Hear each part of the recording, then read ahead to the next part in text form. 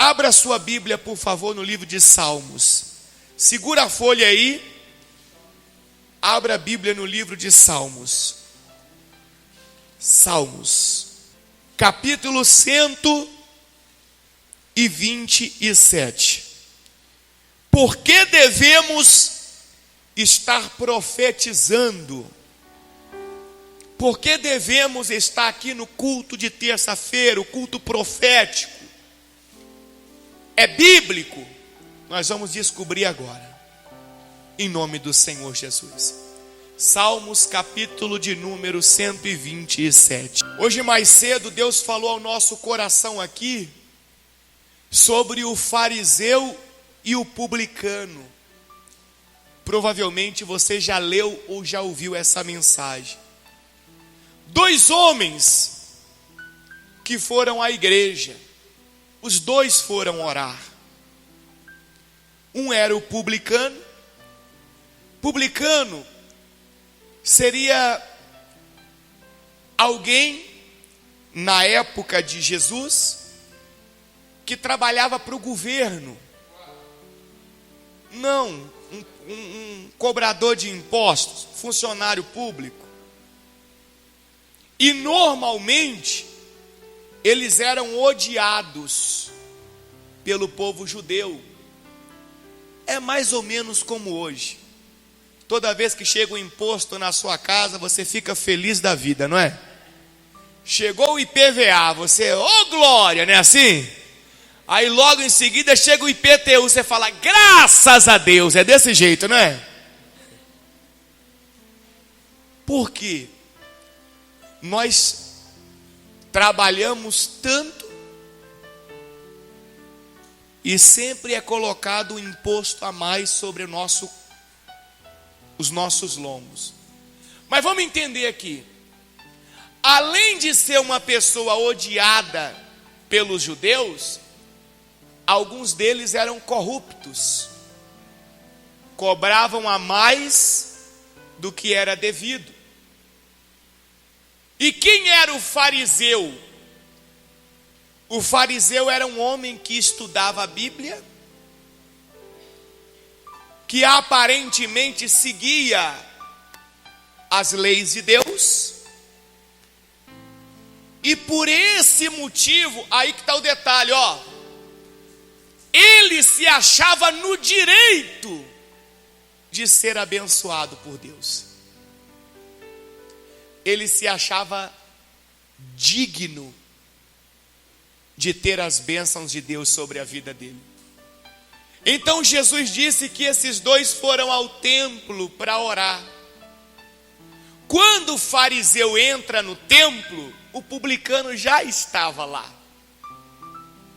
O fariseu passa pelo publicano, vai próximo ao altar, e a Bíblia fala que ele ora de si para si. Ele ora de si para si mesmo. E olha como que foi a oração do fariseu. Ó Deus, graças te dou, porque não sou como esses roubadores. Quem é que estava lá? Quem é que estava lá? Olha ele se achando melhor do que o outro. Não sou como esses roubadores, como esses adúlteros. Jejuo 2 vezes por semana e dou dízimo. Está tudo escrito isso na Bíblia. Em outras palavras, sou merecedor de todas as bênçãos do Senhor. O outro não. O outro é roubador. O outro é adúltero. O outro não jejua, julgando o outro. Ainda que o outro fosse tudo o que ele estava dizendo, biblicamente falando, quem é o único que tem o poder de julgar? É Deus. Então o fariseu agiu assim. A Bíblia fala que o publicano, lá no lugarzinho dele longe, não ousava nem levantar os olhos aos céus. Se ele não ousava levantar os olhos, quer dizer então que a cabeça dele estava baixa. E ele batia no peito dizendo: Senhor, sê propício a mim, que sou um homem pecador. Olha a diferença da oração do publicano: Senhor, tem misericórdia de mim, porque eu não mereço nada, eu sou um pecador, eu sou falho, eu não sou digno de receber as tuas bênçãos. E Jesus disse que aquele publicano voltou para casa abençoado, mas aquele fariseu voltou para casa do mesmo jeito. E a mensagem termina assim: que todo aquele que se exalta será o quê? Humilhado. E todo aquele que se humilha será o quê? Exaltado. Por que que Deus disse isso? Vamos entender. Primeiro de tudo, a palavra de Deus ensina que Deus tem misericórdia de quem Ele quiser ter misericórdia. Então quer dizer que a bênção do Senhor não pode ser cobrada nem exigida por ninguém. Deus abençoa quem Ele quer. E se tem uma coisa que a Bíblia ensina que Deus não suporta, são pessoas arrogantes. Aquela pessoa que acha que ela tem o direito de receber alguma coisa. Aquela pessoa que acha que ela é digna de Deus abençoar ela. É muito normal, comum a gente ouvir isso. A pessoa dizer: eu sou bom, eu não faço mal para ninguém. Poxa, por que que a minha vida não anda? E a vida do vizinho que é isso? Aí ela falando do vizinho, que é isso, que é aquilo outro, a vida dele vai para frente. Por que que nada dá certo para mim e para fulana lá, que faz assim, tudo dá certo para ela? Porque ela é o publicano e talvez você é o fariseu. A pessoa que cobra, ela está achando que ela tem o direito diante de Deus. Então é isso que Jesus estava ensinando. Não espere receber de Deus nada cobrando dele. Nada. Absolutamente nada. Busque a misericórdia de Deus. E Jesus disse, todo que se exalta será o quê? Humilhado. Imagina aquele fariseu cheio de razão de si mesmo, saindo da igreja, do templo, do mesmo jeito que ele entrou. Ele entrou todo convencido. Quem conhece ele, quem viu o problema dele, ficou assim meio que admirado, porque ele entrou todo convencido que ele ia falar com Deus e ia ser o quê? Abençoado. Quando ele saiu do templo sem a bênção, como é que ele ficou?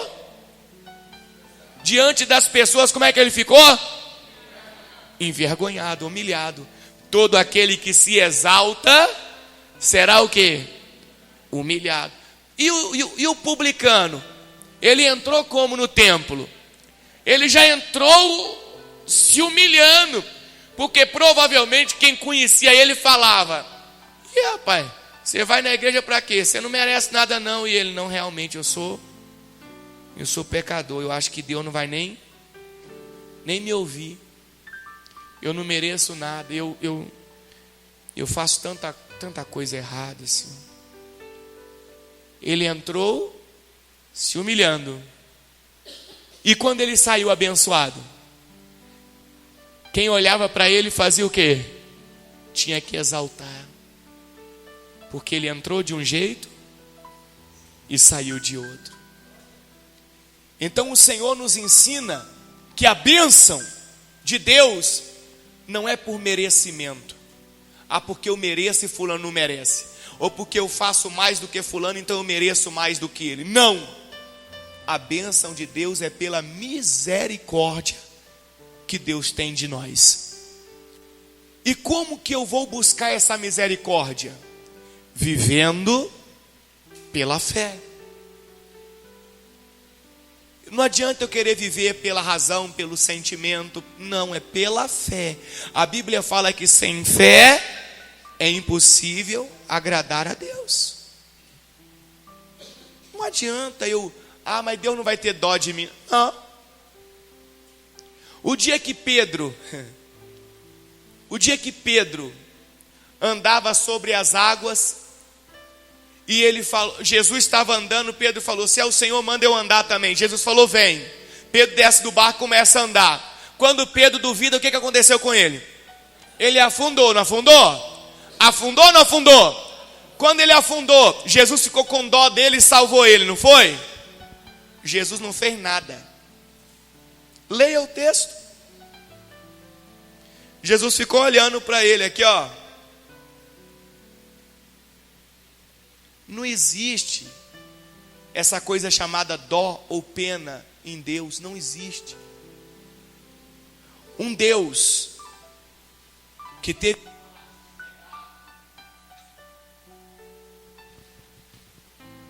um pai que teve coragem de pegar o próprio filho e dar ele para ser crucificado, cuspido, morto em prol da humanidade. Você acha que existe sentimento de dó ou de pena em Deus? Não existe. Então o que Deus quer ver em nós é a fé. E o que é fé? Certeza daquilo que eu espero e a convicção daquilo que eu não vejo. Então vamos lá, lembra do Pedro? O Pedro afundou, o que Jesus fez por ele? O que Jesus fez por ele? Ele estava afogando, o que Jesus fez? Nada! Mas quando ele gritou, mestre, socorre-me, eu estou morrendo, eu estou afogando. Quando ele disse socorre-me, é porque ele acreditava que Jesus podia tirá-lo daquela água, levantá-lo, erguê-lo daquele afogamento e salvá-lo. Então, houve o empenho do quê? Da fé. A certeza daquilo que ele esperava. Aí quando ele grita, cheio de certeza, o que Jesus faz? Estende a mão, levanta ele. Eu imagino Jesus de braço dado com ele, caminhando até onde? Até o barco. Existiu nele aquela certeza. Quando nós nos reunimos aqui toda terça-feira para profetizarmos, quando nós nos empenhamos para estar aqui nesse culto e trazemos aí essa folha, profetizando a cura, profetizando a libertação, profetizando a restauração, profetizando a transformação, nós estamos demonstrando que dentro de nós existe a certeza que Deus pode fazer aquilo que nós estamos pedindo. Aí olha o que diz no Salmo 127.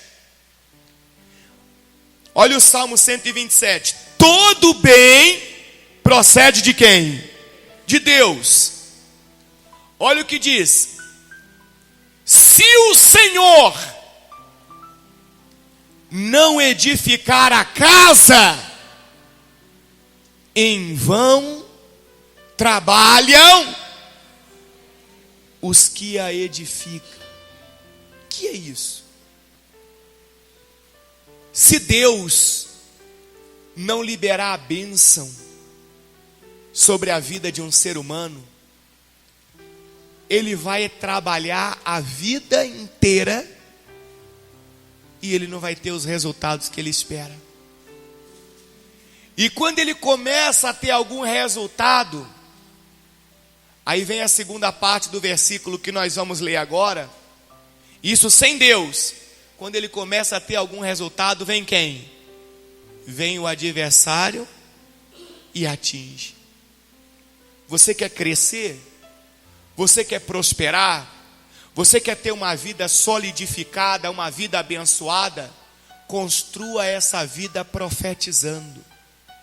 Construa através da fé. O que é que Abraão tinha quando ele saiu da terra do pai dele para ir para a terra que Deus estava mostrando? O que é que ele tinha? Nada! Mas ele profetizou que ele iria, e aonde ele entrasse, ele seria o quê? Abençoado. Então, ele viveu pela fé. Tanto é que a Bíblia chama Abraão de pai da fé. Foi o precursor da fé. Ele foi, e tudo que ele fazia dava o quê? E o Jacó? O Jacó repete a história do Abraão. Quando Jacó sai da casa do pai dele, Jacó leva o quê? Nada. Nada. E quando ele chega na casa do tio Labão, o tio faz de tudo para passar a perna, para roubar ele, para destruir ele. A Bíblia fala que Jacó trabalhou 14 anos de graça para o tio dele, por causa da tramóia do tio. Mas, tem um detalhe. Naqueles 14 anos, ele não usou a fé. Quando ele chega na casa do tio dele, ele vê uma moça. Antes de chegar na casa do tio, quase chegando, ele vê uma moça. Já se afeiçoou pela moça. Ali era a hora dele fazer o quê?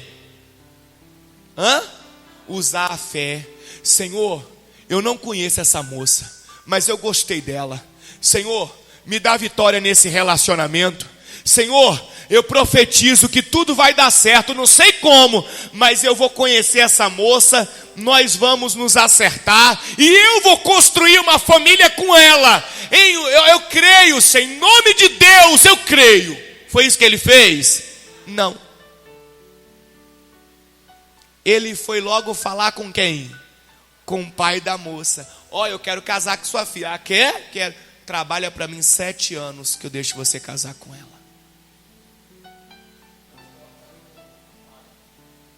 Aí o que ele fez?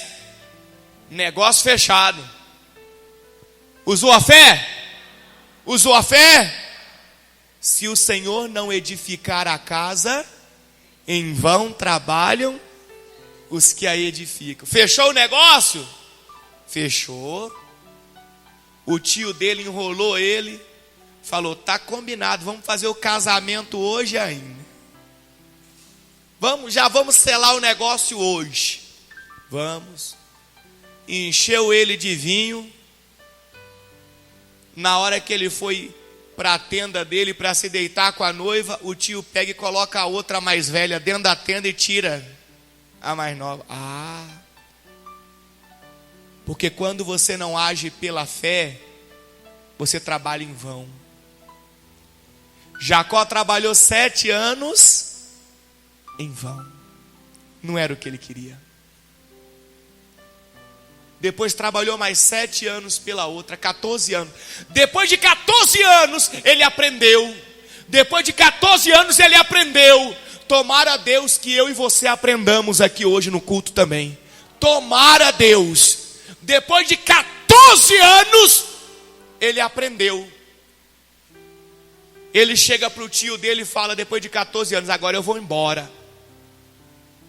Não vou mais ficar aqui não. Estou trabalhando 14 anos aqui igual um burro de carga e não construí nada. O tio dele disse: não vai embora não. Fixa o teu salário e eu te pagarei. Aí Jacó falou: eu quero tanto. Foi isso que ele falou? Não. Agora já não foi Jacó mais por si mesmo. Jacó falou assim: não, Senhor, vamos fazer assim, meu chefe, vamos fazer assim, vou cuidar do rebanho do Senhor.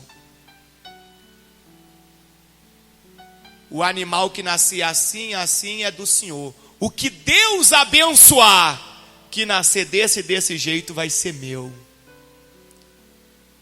Ele pega, vai lá onde as ovelhas bebiam água, e chegava diante das ovelhas que estavam para ter filhotes, e profetizava: se for forte, se for saudável, se for bom, vai nascer desse jeito.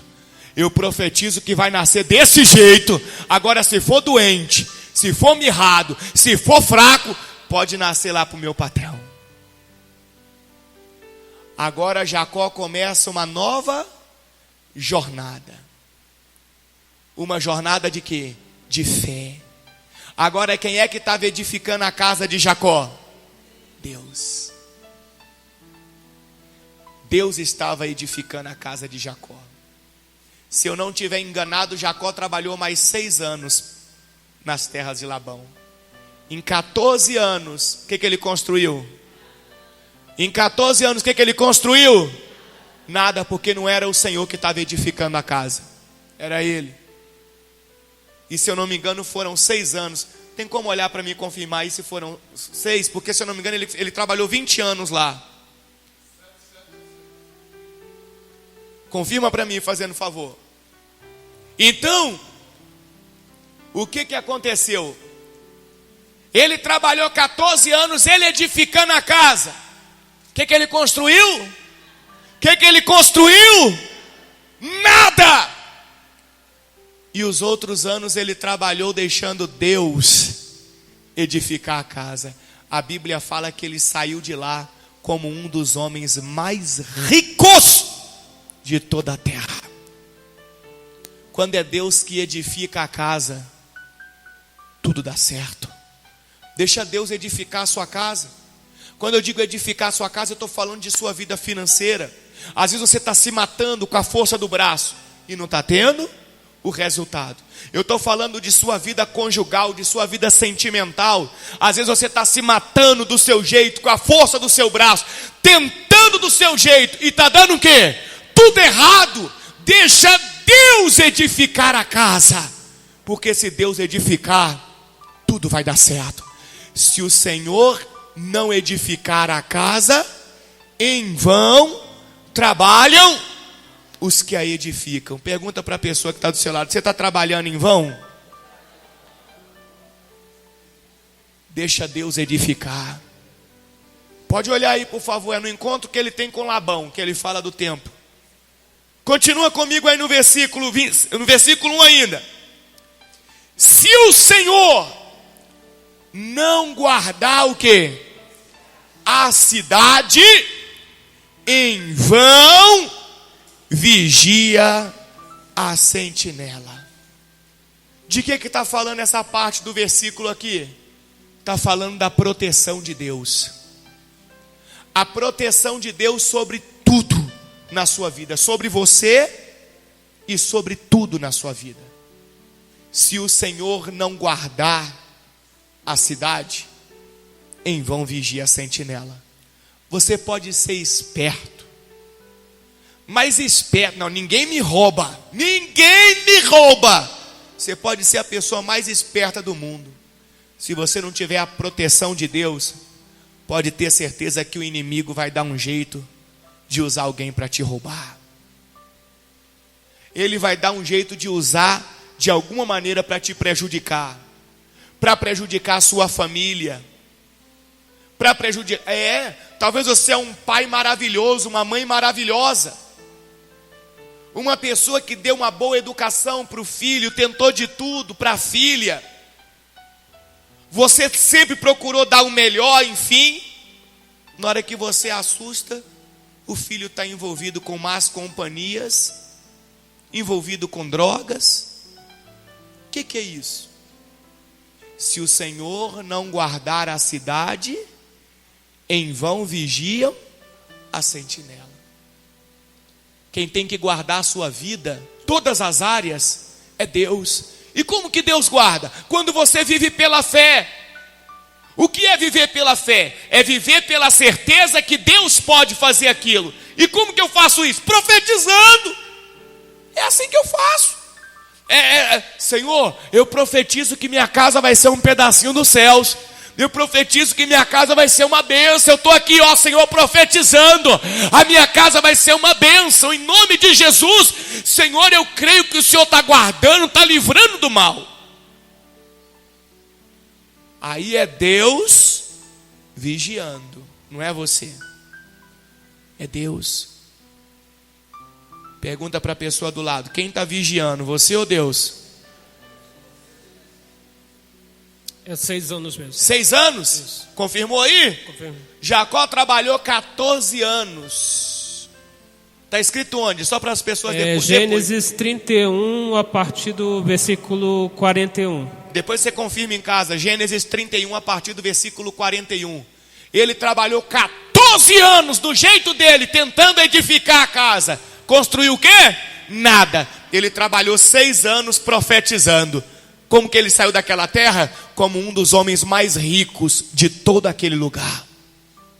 6 anos profetizando. Quebrou pedra há muito tempo, hein? Se desde aqueles primeiros anos, lá os 14 anos, ele estivesse profetizando, hein? Quanto tempo que nós estamos quebrando pedra? Continua comigo, versículo 2.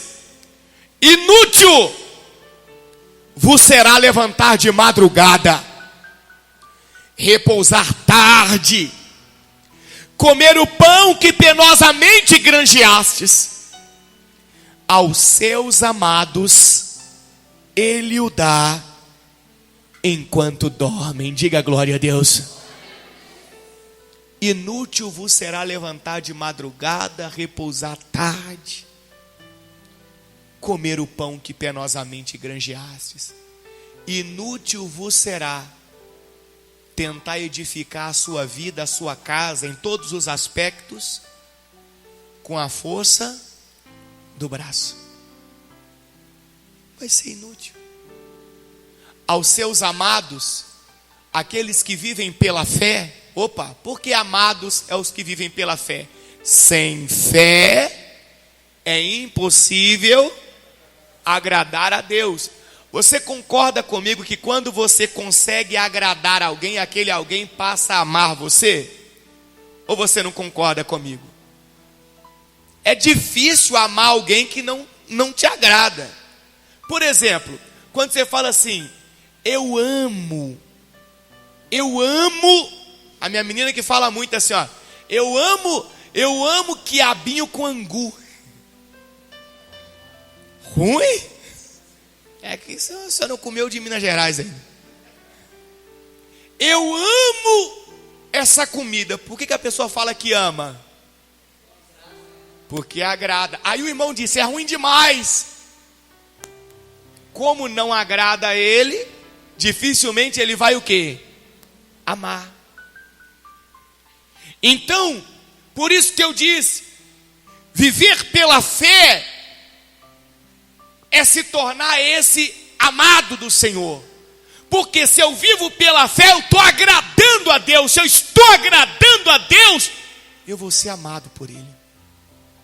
Aos seus amados, Ele os dá enquanto dorme. Quer dizer então que eu posso colocar as pernas para o ar e dormir o dia inteiro? Não. A Bíblia fala enquanto dormem, significa que eu não vou viver desesperado, preocupado. Não, eu vou fazer a minha parte, profetizando, buscando a Deus, lutando, porém, na certeza que Deus vai cuidar de mim, que Deus vai me abençoar. Eu não vou viver louco, desesperado, arrancando os cabelos. Ai meu Deus, e levanto de madrugada e não sei o que, não consegui, não foi, não deu, vou morrer. Não! É isso que a Bíblia está ensinando. Aos seus amados ele os dá enquanto dorme. É no sentido da pessoa fazer a parte dela. Ela tem que fazer a parte dela. Não vem com essa que a pessoa vai dormir o dia inteiro e Deus vai abençoar, que isso não existe não. O apóstolo Paulo mesmo puxou a orelha de um povo que cruzou os braços, falou: não, vamos trabalhar mais não, que o Jesus vai voltar e vamos. Aí o apóstolo Paulo chegou naquele lugar e falou: faz o seguinte, quem não trabalha não come também não, viu? Não dá de comida para esse povo não. O negócio é esse de ficar, não. fazer a nossa parte. Temos que fazer a nossa parte. Mas ao mesmo tempo, vamos descansar em quem? No Senhor. No Senhor. Entregue os teus caminhos ao Senhor, confia nele e o mais ele fará. Isso é viver pela fé. Então olha o que diz: inútil vos será levantar de madrugada, repousar à tarde, comer o pão que penosamente granjeastes. Aos seus amados ele o dá enquanto dormem. Versículo 3: herança do Senhor são os filhos, o fruto do ventre, seu galardão. Olha o que Deus está falando aqui agora de família. Herança do Senhor são os filhos, fruto do ventre, seu galardão, recompensa. Galardão é recompensa. Então Deus fala que aquele que vive pela fé, aquele que espera em Deus, tem uma casa como? Abençoada. Os filhos se tornam uma recompensa e não um peso. Uma herança e não um peso. Não um sofrimento. Versículo 4: como flechas na mão do guerreiro, assim os filhos da mocidade. Que isso, Bispo Paulo? Aproveite o tempo que você está tendo para ser instrumento nas mãos de Deus, instrumento para a glória de Deus. Tem gente que perde muito tempo. Tem gente que você vai falar de Deus para ela, fala: eu sou muito novo ainda, quando eu tiver 200 anos eu vou para a igreja. Beleza. Com 200 anos dá para fazer o que nessa terra? Nada. Nada. Então, como flechas na mão do guerreiro são os filhos da mocidade. Aproveite a força que Deus te dá hoje, para você buscar Ele, para você profetizar, para você usar a fé, para você lutar, porque Deus vai fazer de sua vida um vaso de honra. Finalizando comigo: feliz o homem que enche deles a sua aljava, não será envergonhado quando pleitear com os inimigos a porta. Aquele que vive pela fé não será o quê? Não será o quê? Envergonhado. Lembra do fariseu? O fariseu vivia pela fé? Não. Ele vivia pelo direito que ele achava que ele tinha, porque ele era bom, porque ele não fazia mal para ninguém. Ele achava que era digno de ser abençoado porque ele jejuava, porque ele dava o dízimo. Então ele tinha, Deus tinha que abençoar ele. Não.